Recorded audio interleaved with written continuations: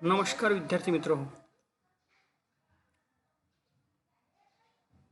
सर्व BA तृतीय वर्षामध्ये प्रवेश घेतलेल्या सर्व विद्यार्थ्यांचं मी प्राध्यापक RB काळे स्वागत करतो. मित्र हो, BA तृतीय वर्षाला प्रवेश घेतल्यानंतर आपल्याला 5व्या सेमिस्टरचा अभ्यास या ठिकाणी सर्वप्रथम करावा लागेल. या 5व्या सेमिस्टरमध्ये आपल्याला पेपर क्रमांक 9, पेपर क्रमांक 10, पेपर क्रमांक 11 व पेपर क्रमांक 12 असे जे काही 4 पेपर आहेत, या 4 पेपरचा अभ्यास आपल्याला या 5व्या सेमिस्टरमध्ये करावा लागतो. त्यापैकी पेपर क्रमांक 9 आणि 10 ह्या 2 पेपर आणि जे विद्यार्थी मेन समाजशास्त्र विषय जे घेतील त्यांच्यासाठी 11 हा पेपर आणि 12वा प्रोजेक्ट रायटिंग हे प्रकल्प लेखन अशा 4 पेपरचा अभ्यास आपल्याला या ठिकाणी करावा लागतो. सर्वप्रथम आपण पेपर क्रमांक 9 या पेपरचा अभ्यासक्रम कोणता आहे हे जाणून घेण्याचा प्रयत्न आपण या ठिकाणी करणार आहोत. तर आपल्याला माहीतच आहे सध्याची जी काही स्थिती आहे, कोविड-19 जी काही महामारी आहेत, या महामारीमुळे आज आपण सर्वजण वर्गामध्ये एकत्र येऊ शकत नाही. परंतु आपले शैक्षणिक नुकसान होऊ नये यासाठी ऑनलाईन पद्धतीने का होईना आपल्याला आपलं शैक्षणिक वर्ष होणार नाही, नुकसान होणार नाही याची काळजी घ्यावी लागेल. त्यासाठीच आपण अभ्यासक्रमाला सुरुवात करणार आहोत. तर ती सुरुवात करण्या अगोदर आपल्याला पेपर क्रमांक 9 याचा अभ्यासक्रम कोणता आहे हे आपल्याला माहिती असणं अत्यंत आवश्यक आहे. त्यासाठी जो अभ्यासक्रम आहे त्या अभ्यासक्रमाची माहिती आपल्याला माहिती होणं आवश्यक आहे. किंवा त्याचबरोबर हा जो काही सिलेबस आहे, अभ्यासक्रम आहेत, हा अभ्यासक्रमावर चर्चा बरोबरच आपल्याकडे हा अभ्यासक्रम लिहून ठेवणं सुद्धा आवश्यक आहे. तर पेपर क्रमांकाचं नाव आहे, त्या पेपरचं नाव आहे समाजशास्त्रीय परंपरा, सोशोलॉजिकल ट्रॅडिशन्स. या पेपरमध्ये आपल्याला 3 चॅप्टर अभ्यासायचे आहेत आणि या 3 चॅप्टरमध्ये जे वेगवेगळे घटक आहेत त्या घटकांचा सुद्धा आपल्याला अभ्यास या ठिकाणी करायचा आहे. त्यामध्ये पहिलं जे प्रकरण आहे ते म्हणजे समाजशास्त्रीय विचारांचा उदय. पहिल्या प्रकरणाचं नाव आहे आपलं समाजशास्त्रीय विचारांचा उदय. त्यामधला पहिला जो घटक आहे तो म्हणजे प्रबोधन युग. दुसरा घटक आहे फ्रेंच राज्यक्रांती आणि तिसरा घटक आहे औद्योगिक क्रांती. हे असे 3 घटक पहिल्या चॅप्टरमध्ये आहेत. म्हणजे समाजशास्त्रीय विचारांचा उदय कशामुळे झालेला आहे, त्याला कोणती कारणे कारणीभूत होती आणि त्या कारणांचा अभ्यास आपल्याला या ठिकाणी करावा लागतो. कारण या घटकांमुळे सामाजिक परिस्थिती बदलण्यामध्ये मोठा हातभार या 3 घटकांचा होता आणि त्या परिस्थितीचा अभ्यास करण्यासाठी ज्या शास्त्रांची आवश्यकता भासू लागली होती त्यातूनच समाजशास्त्राचा उदयसुद्धा झालेला आहे. मग तो कशा प्रकारे झालेला आहे हे आपल्याला समजून घ्यायचं असेल तर हे जे काही प्रकरण पहिलं आहे समाजशास्त्रीय विचारांचा उदय, त्यामध्ये पहिला घटक जसं मी सांगितलं प्रबोधन युग, फ्रेंच राज्यक्रांती आणि औद्योगिक क्रांती, या 3 घटकांचा सविस्तर आपल्याला अभ्यास करावा लागेल. त्यानंतर प्रकरण आपलं दुसरं ते म्हणजे प्रणेते, पायोनियर्स, समाजशास्त्राचे प्रणेते, समाजशास्त्रीय विचारवंत या अनुषंगाने. त्यामध्ये पहिला जो विचारवंत आहे तो म्हणजे ऑगस्ट कॉम्ट, जे की आपल्याला माहिती आहे की ऑगस्ट कॉम्ट हा समाजशास्त्राचा जनक आहेत. त्यांनी पॉझिटिव्ह ऑफ फिलॉसॉफी या ग्रंथामध्ये सोशिओलॉजी ही संज्ञा सर्वप्रथम दिलेली असल्यामुळे त्यांना समाजशास्त्राचा जनक असे म्हणतात. तर ऑगस्ट कॉम्ट यांचे 2 सिद्धांत आपल्याला या ठिकाणी अभ्यासाचे आहेत.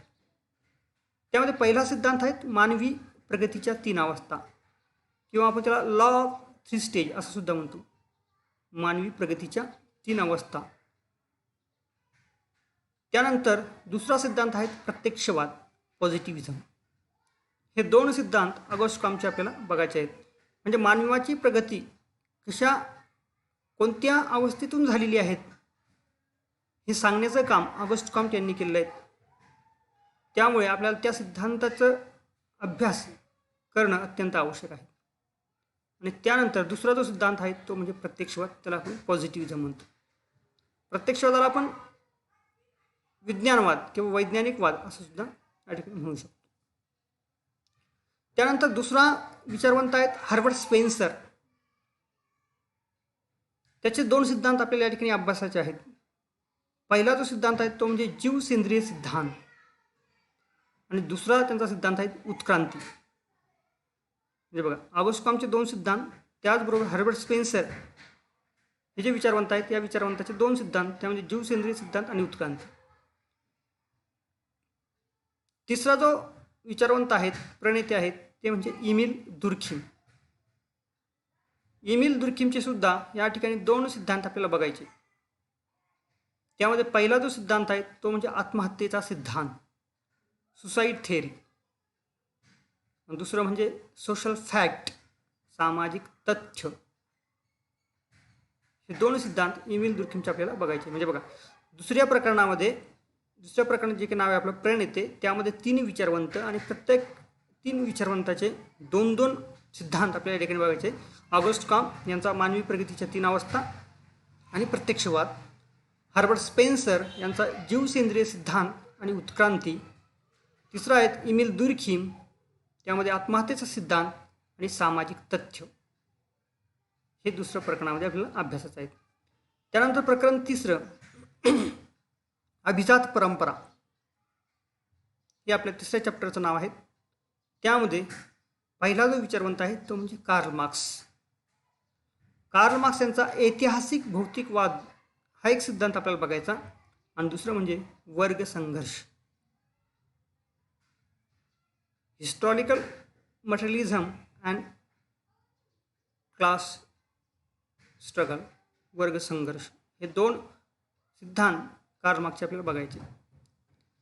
त्यानंतर मॅक्स वेबरचे 2 सिद्धांत आपल्याला बघायचे. एक म्हणजे अधिकाराचा सिद्धांत आणि दुसरा प्रोटेस्टंट नीतिशास्त्र व भांडवलशाहीचा आत्मा, या विषयीचं विश्लेषण. या ठिकाणी थोडीशी चूक झाली, या विषयीचा आत्मा हा शब्द काढून टाका.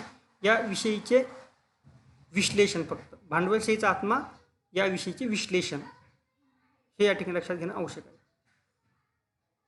म्हणजे प्रकरण जे काही तिसरं आहे त्या तिसऱ्यामध्ये अभिजात परंपरामध्ये कार्ल मार्क्स यांचा ऐतिहासिक भौतिकवाद आणि वर्ग संघर्ष, आणि दुसरा जो आहे मॅक्स वेबर त्याचा अधिकाराचा सिद्धांत आणि प्रोटेस्टंट नीतिशास्त्र व भांडवलशाहीचा आत्मा या विषयीचे विश्लेषण आपल्याला या ठिकाणी बघायचे.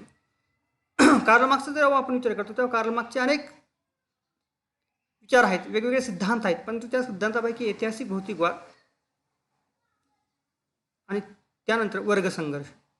मॅक्स वेबरचे सुद्धा अनेक विचार आहेत, अनेक सिद्धांत आहेत. त्यापैकी अधिकाराचा सिद्धांत, त्यामध्ये 3 प्रकार पडतात, ते सुद्धा आपल्याला बघायचं. आणि जे काही प्रोटेस्टंट नीतिशास्त्र आहेत, जे प्रोटेस्टंट जे काही नीतितत्वे आहेत, या नीतितत्वातून भांडवलशाहीचा विकास कशा पद्धतीने होत जातो याविषयीचे विश्लेषण मॅक्स वेबरने जे काही केलं आहे त्याचा अभ्यास आपल्याला या घटकामध्ये करायचा आहे. तर अशा प्रकारे पेपर क्रमांक 9 समाजशास्त्रीय परंपरा यामध्ये आपल्याला 3 चॅप्टरचा प्रामुख्याने अभ्यास करायचा. आणि त्यामध्ये जसं आपण बघितलं, प्रकरण पहिल्यामध्ये असेल प्रबोधन युग असेल, फ्रेंच राज्यक्रांती असेल, औद्योगिक क्रांती असेल. त्यानंतर प्रकरण दुसरं जे आहे ते म्हणजे प्रणेते, आणि त्यामध्ये आपल्याला बघायचं ऑगस्ट कॉम्ट असेल, ऑगस्ट कॉम्टच्या मानवी प्रगतीच्या 3 अवस्था, प्रत्यक्षवाद, त्याच्यानंतर हर्बर्ट स्पेन्सर जीवसेंद्रिय सिद्धांत आणि उत्क्रांती, इमिल दुर्खिमचा आत्महत्येचा सिद्धांत आणि सामाजिक तथ्य. त्यानंतर प्रकरण तिसऱ्यामध्ये आपल्याला बघायचं, प्रकरण तिसरं जे ते म्हणजे अभिजात परंपरा, त्यामध्ये कार्ल मार्क्स आणि मॅक्स वेबर.